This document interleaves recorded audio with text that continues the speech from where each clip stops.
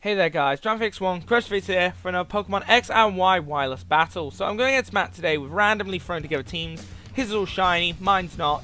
Before we start this battle, I got two things to say. One, I have two spoofs now for my second channel, which I will link down below so if you want to go check it out.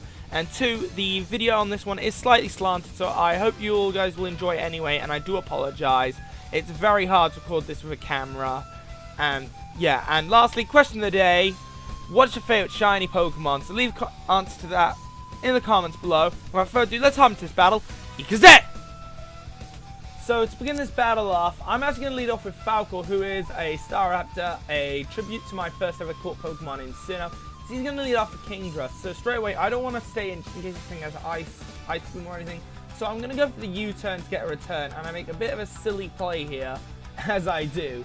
I go into my special defense here expecting that Ice Beam, but he actually goes for a Dragon Dance and sets up the attack and speed boost.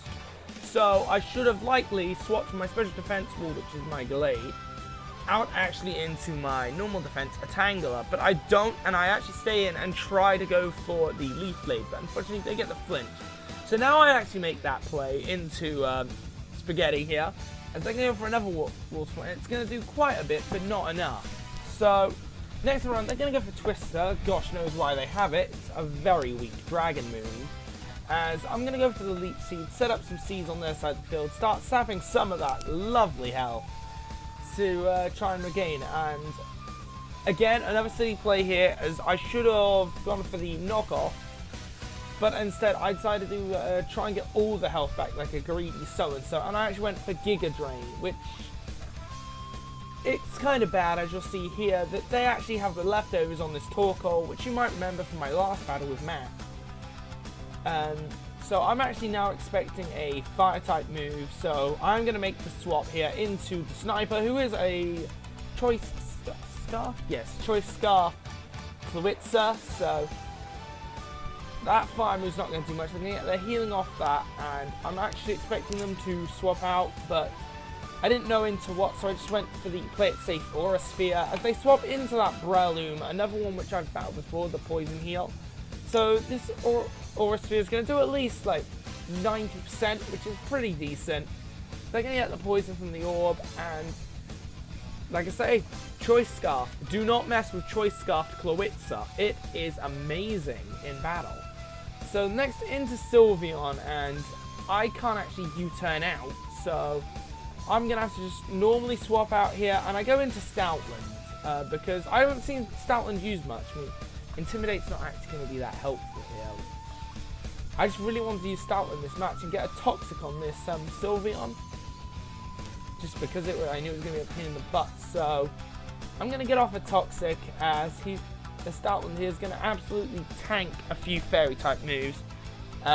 As you see here, the Dazzling Gleam is actually going to be more effective than that Moonblast was. It's going to take me down to 35 health. The leftover is going to bring me up, and I know I won't be able to survive next turn. So I just decided to go for the Return, which I'm pretty surprised. Return, I really underestimated that move. It does about 80%, as their Moonblast is going to take out poor Stoutland. He was loyal to the fight, and he did a good chunk, but with the addition of the poison building up, now I can definitely send in Magnecore, who is definitely going to be able to take this thing out with a Shadow Sneak, with that priority, and just obliterates the Sylveon. Funny effect as well is that it gets the better to have loved and lost than to have never loved at all effect, as I like to call it. So they're now going to swap into their Sizer, which is definitely just going to take me out with a Bullet Punch, which is a bit of a shame, but I didn't have really too much I wanted to swap into that. So next into Falcor, who is going to go for the Brave Bird and get a 40% bonus, 30% from its ability, which powers up any recoil moves by 30%, and 10% from its item, which is the Sharp Beak.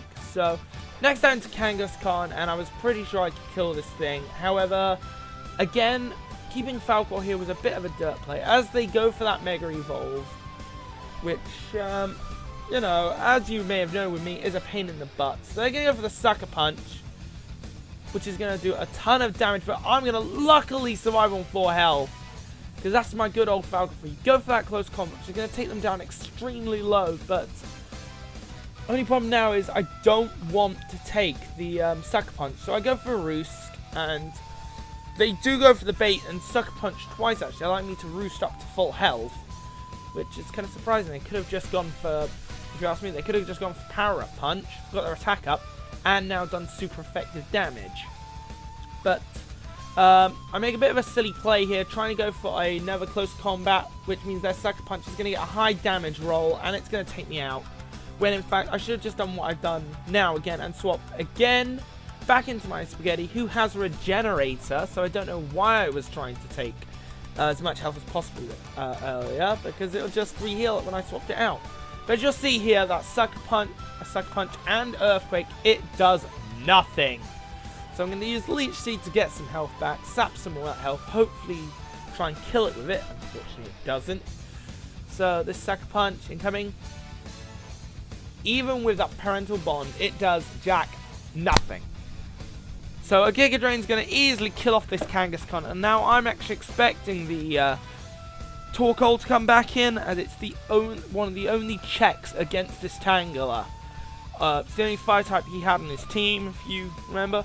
So I'm obviously going to make the obvious switch and actually swap into my other water type here, into my Sea King Triton, because let's be honest, Triton Sea King is a boss. I don't know if you know its hidden ability, Lightning Rod. That means it's only got a weakness to grass, and it can carry Ice Beam on it. So it's a very beastly Pokemon. So I'm going to argue about going for the Ice Beam this turn, but I actually go for the Waterfall just to play it safe, and it does not much. But this Kingdra is now feeling the pain as I go for the return again.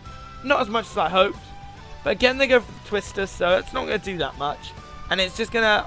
I hit off a Mega Horn, which is lucky, which is going to damage paint this Kingdra, leaving them with only that Torkoal. So one quick Waterfall, job done. Triton will win it. I was hoping Triton would actually faint after using Waterfall, but he survives on. So oh well. So thank you, Matt, for your for the battle. I really enjoyed it. I hope you enjoyed it as well.